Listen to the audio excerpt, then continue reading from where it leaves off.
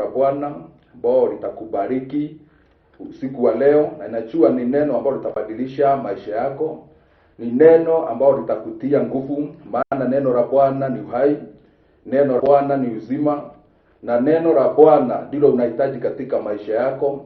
Na najua usiku wa leo utakuwa wa baraka kwako. Usiku wa leo kuna mambo utaona Bwana akikufanyia baada ya hii neno la Bwana ambao tunaenda kuliongea katika jina takatifu la Yesu Kristo. Wacha tuombe, mtazamaji wangu. Baba, katika jina la Yesu Kristo, mfalme wa amani, umetuka sana na umeheshimika sana. Hakuna Mungu kama wewe. Asante Jehova Mungu kwa sababu ya kunileta mpaka mahali hapa ili ninene na watu wako. Najua uko na kusudi jema juu ya maisha ya watu wako, uko na kusudi jema juu ya mama, mzee, ama kijana, ama msichana, ama mtu yeyote anayetazama hichi kipindi cha neno lako Bwana. Ukambariki, ukamtie nguvu na ukamuonekanie kwa jina la Yesu Kristo. Nami kwa zile dakika cha Mungu wa mbinguni nitakuwa mahali hapa. Naomba unitumie kwa nguvu zako na uwezo wako na ushindi wako. Kwa jina la Yesu Kristo Mungu wetu tumeomba na hata kuamini. Mtazamaji wetu, Mungu akubariki sana na Bwana akuonekanie. Kama venye nimekuambia, neno la leo ni neno ambalo ni baraka sana. Ni neno ambalo Mungu amenituma nalo juu ya maisha yako. Ni neno ambalo Mungu amenituma la kukutia nguvu. Ni neno ambalo lina mwelekeo venye Mungu atakuelekeza, na najua utabarikiwa sana. Tusome neno la Bwana kwenye kitabu cha Wafalme wa kwanza 17 ili tuongee kuhusu mama mjane katika jina la Yesu Kristo. Kwa pale nyumbani ama mahali popote unanitazamia, kama uko na Biblia yako, acha tufunue pamoja kwenye kitabu cha Wafalme wa kwanza 17, alafu tutaanza mstari wa 10 ambao inasema basi Elisha akaondoka akaenda Serepa. Hata alipofika langoni pa mji, kumbe mwanamke mjane, ambao nimekwambia nataka tuongee kuhusu mwanamke mjane, alikuwa akiokota kuni. Akamuita akamwambia, niletee na kuomba maji kidogo chomboni nipate kunywa. Mstari wa 11, alipokuwa akienda kuleta, kamuita akasema, niletee na kuomba kipande cha mkate mkononi mwako. Naye akasema, kama Bwana Mungu wako aishivyo, sina mkate ila konzi ya unga katika pipa na mafuta kidogo katika chupa, nami ninaokota kuni 2 ili niingie nijipikie nafsi yangu na mwanangu tule tufe. Kufikia hapo tumeona mama mjane, na mama mjane inaonekana mama maskini, ama mama ambao alikuwa hana mwisho, ama mama mwenye hana tumaini, mama ambao amefikishwa mwisho na mambo. Ndiyo maandiko inaongea kuhusu mama mjane, mama ambaye ameteseka, mama ambaye moyo wake unaungua. Huyu ndiyo neno la Bwana linaongea kuhusu mama mjane. Na huyu mama mjane alipokuwa akiendelea na maisha yake, na alipokuwa akiteseka na maisha yake na kazi zake, hakujua ya kwamba Mungu anamuandalia mtu atakayemshikanisha na yeye, atakayekuwa wa baraka kwake. Hakujua ya kwamba Mungu anamjua na Mungu anafikiria kuhusu maisha yake, na hakujua mbingu inamuwaza mema. Wacha nikwambie mtazamaji wangu leo, Mungu anakuwaza mambo mema. Najua kuna mtu ambaye yuko mahali pale na unanitazama na unafananishwa na huyu mama mjane. Najua maybe mahali sasa umefika, unasema umefika mwisho. Maybe wewe ni mfanyi kazi kwa contract, na contract yako imebakisha kidogo ishe. Unashindwa utafanya nini, unashindwa utakwenda wapi. Basi Mungu amenituma na neno lako. Maybe kuna ugonjwa umekusua kwa wakati mwingi, Bwana amenituma na neno lako, maana wewe ndio unafananishwa na mama mjane, na najua mambo yanaenda kuwa sawa sawa katika jina la Yesu Kristo. Kuna mtu hata hajalipa nyumba hata miezi 2, mwingine ni mwezi 1, lakini anashindwa atoe pesa wapi, maana hata kazi hana ambayo inaweza mlipia nyumba. Lakini Bwana amenituma kwa ajili yako, maana Mungu anakujua vyema. Nataka nikwambie mtazamaji wangu ya kwamba Mungu anakujua kwa majina yako. Mungu anajua mpaka kwenu. Mungu anajua mpaka shida yako, kama vile alikuwa anajua shida ya huyu mama ambaye alikuwa ni mjane.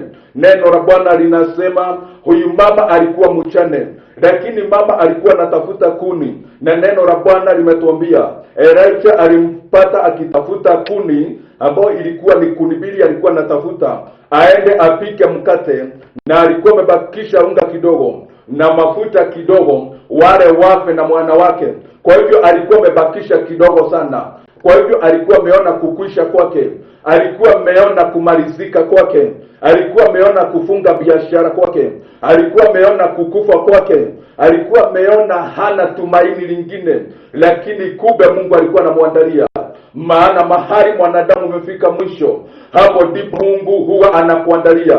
Mahali umefika mwisho, hapo ndipo Mungu huwa anaingililia, maana Mungu ako na jawabu la maisha yako. Muumba aliyekuumba anajua hata wakati umefinyika sana, anajua hata wakati uko mwisho wa jambo, anajua wakati contract yako inaisha, anajua hata wakati kazi yako imeisha, anajua hata wakati biashara yako inaenda chini, anajua hata wakati umefutwa kazi.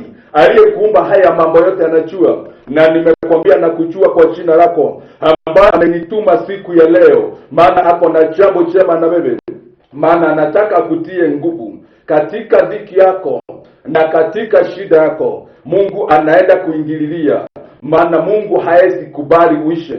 Neno la Bwana limetuambia wakati amebakisha tu unga kidogo na wakati amebakisha mafuta kidogo, hapo ndipo naye Mungu amemwandaa mtu ambaye anaitwa Elijah ili aende kwa yule mama. Kama venye wewe unaona ni kama umefika mwisho, lakini nataka nikuambie kuna mtu Mungu ameandaa kwa ajili ya maisha yako. Kuna kazi nyingine Bwana ameandaa, kuna pesa Bwana ameandaa kwa ajili ya maisha yako, kuna kuinuliwa Bwana ameandaa kwa ajili kwa maisha yako. Usife moyo, usiteseke, usijiulize maswali, maana Mungu yuko na mpango mwema juu ya maisha yako.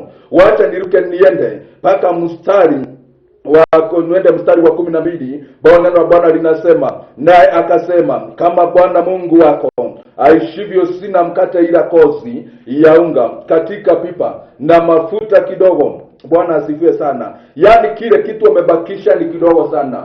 Tumaini lake linaonekana ni kama liko karibu kukwisha. Lakini mstari wa 13 inasema namna hii, Elia akamwambia, mtumishi wa Mungu, nabii wa Mungu akamwambia, na maneno ya mtumishi wa Mungu ni maneno ya kweli. Wakati umeona Mungu ametuma mtumishi wake katika maisha yako, ni vyema uamini yale maneno, maana yatakuja kutumia. Maana Mungu ndiye humtumia mtumishi wake. Kwa hivyo mtumishi wa Mungu huwa anatumiwa na Mungu ili kuleta message njema ama ujumbe mwema katika maisha yako, na ujumbe wa ukweli kama ule niko nao siku ya leo juu ya maisha yako, na ni ujumbe wa ukweli, na ni ujumbe unaenda kutimia katika maisha yako. Nataka uondoe mizigo ambayo iko kwa akili yako, ambayo iko kwa roho yako, yale mambo ulikuwa naona haiwezekani, mahali ulikuwa naona mwisho wako. Nataka uangalie na macho ingine ya kiroho, uanze kuona mwanzo wako wa Mungu katika jina la Yesu Kristo. 14 inasema 13 inasema, Elia akamwambia mtumishi wa Mungu. Sasa akaambia huyu mama ambao amesukumwa na mambo, Elia akamwambia, usiogope, enenda ukafanye kama ulivyosema, lakini ulifanyie kwanza mkate mdogo ukaniletee, kisha ujifanyie nafsi yako na mwana wako. Elijah akamwambia, wewe mama usiogope, wewe mzee usiogope, wewe kijana usiogope, wewe msichana usiogope, maana utanipikia ya kwanza. Na kusema utanipikia ya kwanza ni alimwambia usiogope, bora umemweka Mungu mbele. Na mtazamaji wangu, umeweka Mungu mbele. Wakati unanitazama, wakati umekubali kusikiza ama kuona MTN TV, nafasi hii ya mahubiri, nafasi ya neno la Bwana, ni kukubali, umekubali kuweka Mungu mbele, ni kukubali, umekubali kuachana shughuli zako ili usikize neno la Bwana, ambalo hiyo kitendo umefanya ni kupika, umepikia Mungu mkate wa kwanza. Na akamwambia, maana unaenda kunipikia mkate wa kwanza, wewe usichali, wewe mama usiogope. Kile kitu kilikuwa kinakuogopesha, ewe mama usiogope. Kile kitu ulikuwa unaona ndicho kitaleta shida katika maisha yako. Wewe mama usiogope. Ile kufungiwa nyumba ulikuwa unaona, wewe mama usiogope. Ile kurudi nyumbani ulikuwa unaona, mama usiogope. Ile kuisha kwa biashara ulikuwa unaona, mama usiogope. Elisha akamwambia, wewe mama usiogope, bora unipikie mkate ya kwanza ambayo nimekuambia. Mtazamaji, tayari umepika mkate ya kwanza, wakati umeamini na wakati umefanya Mungu mbele kwenye hiki kipindi, ama ili neno la Mungu umeliweka mbele. Najua kuna mambo yanaenda kubadilika. Najua naongea na mtu ambaye ni mgonjwa pale nyumbani, naongea na mtu ambaye amesukumwa na madeni, naongea na mtu ambaye amesukumwa na biru nyingi, naongea na mtu ambaye ameonewa, naongea na mtu ambaye ameachwa, naongea na mama ambaye amedharauliwa, naongea na mzee ambaye amedharauliwa. Maana ukisikia neno mchane, inamaanisha ni mtu amedharauliwa, ni mtu ambaye anaonekana ni kama hana maana, lakini Mungu ametumana kwake ili aonekane ako na maana, ili aonekane Mungu ako na haja na yeye. Kama vile Mungu ametumana kwako mpendwa, maana Mungu yuko na haja na wewe. Mungu yuko na nafasi yako. Mungu yuko na mali na wewe. Mungu yuko na upendo na wewe. Mungu yuko na vitu ambavyo ameandalia maisha yako. Usifinyike na usife moyo, maana kutoka siku ya leo, kutoka usiku wa leo ambao ni siku ya leo, kuna mambo hautayaona tena katika maisha yako. Kama vile Mungu alinena na Musa akamwambia, haya mambo unayaona hautakawai yaona tena. Haya mashida unayaona, haya mateso unayaona, hautakawai iona tena. Najua kuna mtu anaenda kupokea uponyaji wa maisha yake. Najua kuna mtu anaenda kupokea neema ya biashara. Najua kuna mtu anaenda kusaini contract nyingine. Najua kuna mtu anaenda kupata kazi, maana Mungu ametumana kwake. Najua kuna mtu anaenda kutumaniwa na Mungu. Kuna mtu anaenda kukutana na destiny helper na atasaidia maisha yako, maana Mungu amekuona. Mungu ametumana kwako wewe mtazamaji. Mungu ametumana kwako wewe unayejiangalia, wewe unayemtegea Mungu. Mungu ametumana kwako. Yale mambo yalikuwa yamekusonga, Bwana ameyaona. Kama vile Mungu aliona mambo ya huyu mama mchane, akasema, Elisha akatumwa na Mungu kumwambia mama, usiogope mama, usiogope mama. Hivyo ndivyo pia nami nakwambia, usiogope, usitigizike, usione ni kama utakwisha, usione ni kama mwisho wako umefika. Hapana, Mungu yuko pamoja na wewe. Na ndio Mungu amekiandaa hiki kipindi usiku wa leo, kipindi cha neno ambao ni neno lako, kipindi cha kutabiria maisha yako, kipindi cha kubadilisha maisha yako. Maybe ulikuwa umepoteza tumaini, tumaini lako Bwana anaenda kulirudisha katika jina la Yesu Kristo. Maybe watu walikuwa wamekuondokea kwa sababu ya madeni. Nasikia kuna mtu naenda na yeye, na hata alikuwa karibu kukuja kuchotwa na optionia, ama benki iko karibu kuja kumchota kwa sababu ameshindwa kulipa deni. Usiogope, Mungu anatumana kwako. Usiogope, njia zinaenda kufunguka katika jina takatifu la Yesu Kristo. Najua hapo kwa televisheni kuna namba unaona ikizunguka hapo, na kuna namba unaona mahali pale. Unaweza niandikia ujumbe mfupi nikiendelea na neno la Bwana. Unaweza endelea kuniandikia ujumbe mfupi. Unaweza endelea kutuma maombi yako, ungetaka kuombewa nini. Unaweza endelea kusema kile kitu ungetaka Mungu akufanyie. Maana usiku wa leo kuna kitu Bwana anaenda kufanya. Wakati nilikuwa natoka nyumbani nikija mahali hapa, nikamuuliza Mungu, Mungu nataka niende niseme nini? Mungu unataka kufanya nini? lakini Mungu akaninenea, kuna mtu ameona anateseka, kuna dada ameona anateseka, kuna ndugu Mungu ameona anateseka, yani kuna mtu Mungu ameona anateseka, kuna ndoa Mungu anaona inateseka, kuna mtu ambaye ako na deni, na Bwana akaniambia na kutuma mahali pale kwa MTN TV, kwa sababu kuna mtu nimeona, na ni mtu ambaye ninampenda, ni mtu namjua vizuri sana, na siwezi kubali aishe, siwezi kubali akufe, siwezi kubali aendelee venye anaendelea. Nataka kubadilisha maisha yake. Bwana asifiwe sana. Nataka uendelee kuniandikia ujumbe mfupi kwa hiyo namba ambayo iko mahali hapo. Alafu unaweza chukua hiyo namba, unaweza nipigia baada nikitoka hapa, lakini ikiwa hapa usinipigie, maybe uandike ujumbe mfupi, lakini baada ya mahali hapa unaweza nipigia, na ninajua Mungu atakubariki sana na Mungu atakuonekania.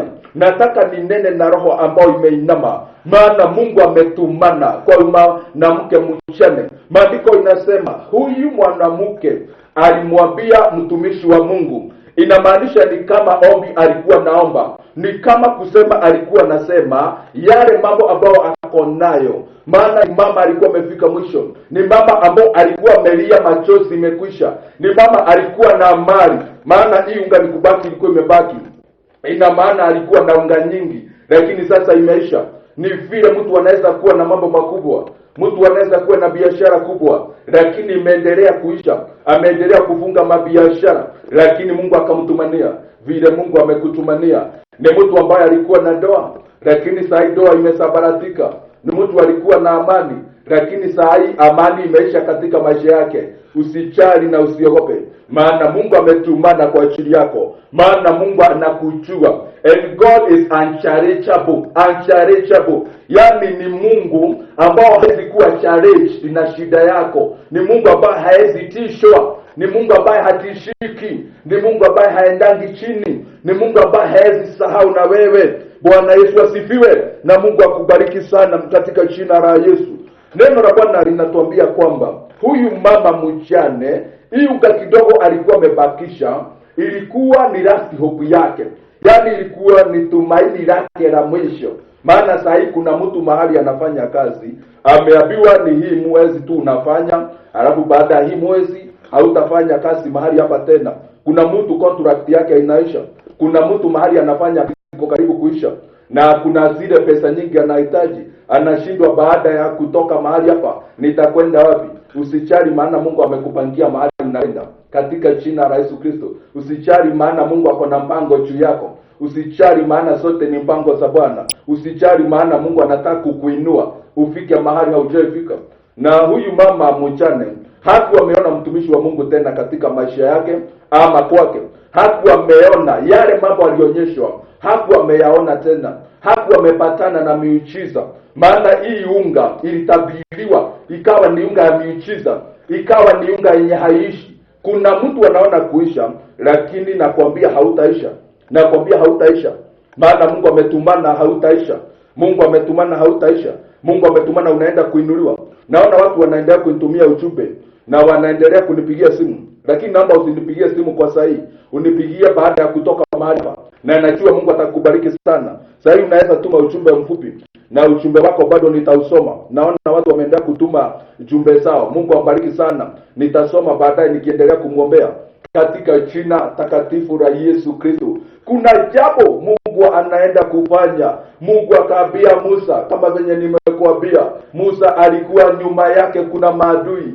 Watu wenye walikuwa na Musa walikuwa wamelia, wakaona mwisho wao, wakaona ni kama sasa hawawezi vuka, hawawezi endelea tena. Lakini Mungu akaambia Musa, waambie wana wa Israeli wasiogope. Bia wana wa Israeli wasiogope, waendelee, maana ninaenda kutengeneza njia. Wewe ambao unaona ni kama hakuna njia katika maisha yako, Mungu anaenda kutengeneza njia. Wewe unaona ni kama Mungu alikusahau, Mungu amenituma nikwambia hajakusahau. Ametumana kwako sasa. Kuna jambo linaenda kufanyika. Kuna watu Mungu anaenda kukuunganisha na wao. Kuna kazi Mungu anaenda kukuunganisha nayo. Kuna kitu kikubwa kwa hujaiona kwa maisha yako, Bwana anaenda kufanya. Na bado kuna mchungaji yuko mahali pale, kanisa lake limeendelea kukwisha.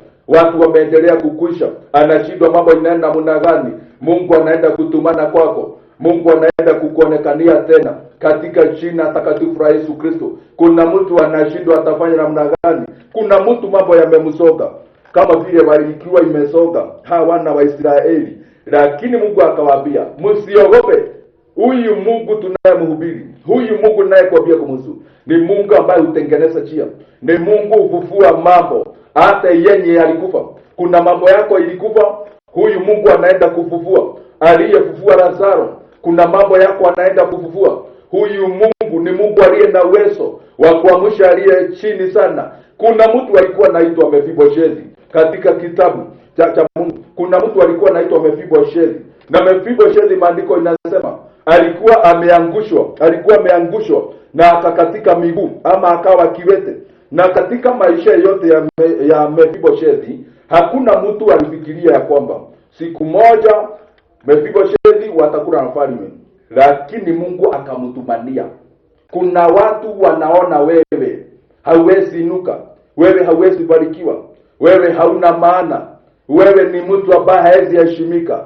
Mungu anaenda kubadilisha hali yako. Mungu amekutumania na unaenda kuheshimika. Napoongea namna hii, kuna mtu anaenda kuheshimika kuanzia leo katika jina la Yesu Kristo. Naendelea kuona jumbe za watu. Na Mungu aendelee kumbariki sana. Kuna mtu anaitwa Dr. Mutogo, Mungu akubariki sana. Dr. Mutogo, Mungu anaenda kukuinua na kukuonekania katika jina la Yesu Kristo. Kuna mtu anaitwa Pastor John Chero, Mungu akubariki sana. Kuna Pastor Lecho, Mungu akubariki sana. Benson, Mungu akubariki sana. Na najua Mungu anaenda kutenda. Endelea kutuma jumbe zako. Baada ya kutoka mahali hapa, nitaenda kukuombea, nitaenda kuzisoma nikikuombea. Na pia kama umechukua namba ya simu, unanishika na mimi mwenyewe nitachukua. Haitachukuliwa na secretary, mimi mwenyewe ndio nitachukua na tutaomba na wewe. Na najua Bwana atasuluhisha shida yako. Bwana atakuondolea chochote ambacho kimeishi kukulilisha miaka nyingi. Ni Mungu huwa anaondoa. Mtu ambaye hajaheshimika katika maisha yake, mtu ambaye alidharauliwa mpaka akajidharau mwenyewe. Maana huyu mama mjane ni mama yeye mwenyewe alidharauliwa na watu, ikafika yeye mwenyewe akaanza kujidharau. But God is good, God is very faithful. Maana Mungu alitumana kwake. Vile Mungu ametumana kwako, vile Mungu anaenda kukubariki, vile Mungu anaenda kukuinua. Nataka uendelee kutuma ujumbe mfupi, endelea kutuma ujumbe mfupi, na najua utabarikiwa sana, utainuliwa, maana nitaenda kukuombea. Na pia wale watu mnaendelea kutuma ujumbe hapa, Pastor Kalegi, na kuona Mungu akubariki sana, na kanisa lako Mungu anaenda kulinua katika jina takatifu la Yesu Kristo. Najua tutaomba na wewe. Nikimaliza hapa tutaomba na wewe, na pia ninapomaliza nitaombea hawa watu wote ambao wameendelea kutuma message mahali hapa, in the name of Jesus Christ. Mungu akubariki sana, na Mungu akuonekanie, na Mungu akutende mema katika jina takatifu la Yesu Kristo. Unaweza kunifikia kwa hiyo namba ambayo nimekwambia iko mahali pale, ambao ni 0723133300. Kanisa letu linaitwa Horesayo, ambayo nimekwambia liko pale Githurai, pale Migingo. Ukifika Migingo, soko ambayo inaitwa Migingo, soko ya chakula na viazi. Pale mbele kuna shule inaitwa Ruda Preparatory. Hapo baada ya Ruda Preparatory, hapo next kidogo utaona kanisa ambayo inaitwa Horesayo Christian Fellowship Church. Na pia unaweza piga hiyo namba, unaweza chukuliwa kuwa tu mahali ulipo, na Mungu atakubariki sana.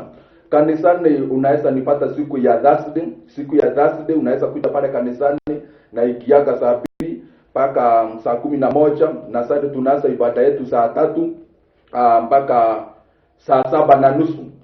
Tazamaji wangu, Mungu akubariki sana, na Bwana akuonekanie ninapoenda kuomba, na nikujalie usiku mwema na usiku wa baraka, na Mungu kukukutanisha na msaada wako in the name of Jesus Christ.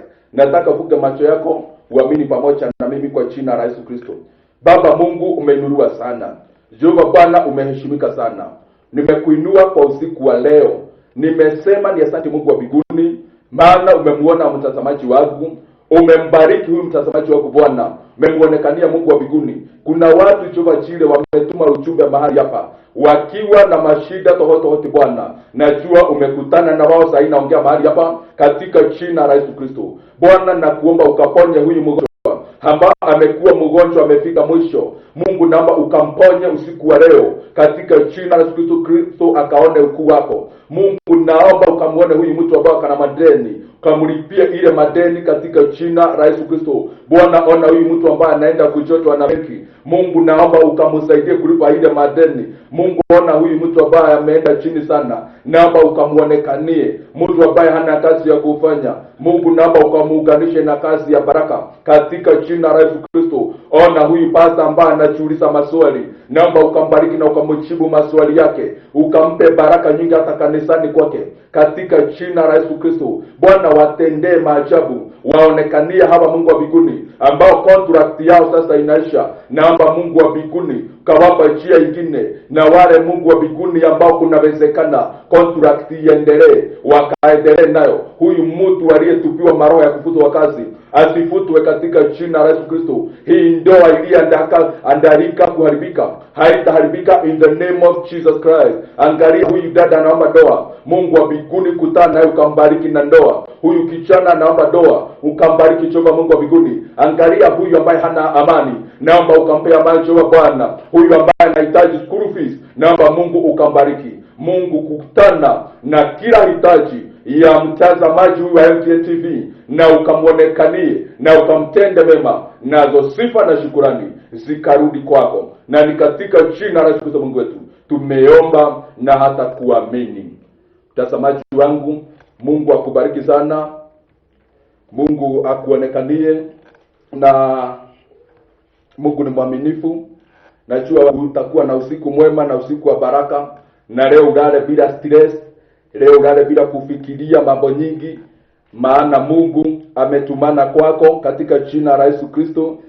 Lakini wacha nisome message moja ama mbili tatu ya watu ambao wametuma ili waone nimewaombea na nimewaona. Kuna Maina, Mungu akubariki sana, Mungu anaenda kutenda mema. Kuna Joyce Joki, Mungu akubariki sana. Kuna Pastor Ncheru, Mungu akubariki sana. Kuna Pastor Food, Mungu akubariki sana katika jina la Yesu Kristo. Kuna Mungu akubariki sana. Na ninaona kuna watu wengine, kuna Joshua ni Mungu akubariki sana. Dr. Mutogo na wengine wengi ambao mmeendelea kutuma message zenu, nimesiona mahali hapa. Pastor Choice, Mungu akubariki sana na Mungu akuinue sana ukiwa pale Kiambu. Na wengine wengi ambao sitasoma message zenu sahi, lakini nimemuombea. Endelea kutuma ujumbe, endelea kupiga simu nikitoka mahali hapa, na Mungu atakubariki sana. Uwe na usiku wa baraka, uwe na usiku ambao Mungu atanena na wewe zaidi katika jina la Yesu Kristo. Mpaka tutakapokutana siku kama hii, masaa kama hii, wiki ijayo, kwa jina la Yesu Kristo na kwa neno la Bwana. God bless you. God bless you. Shalom, shalom, shalom.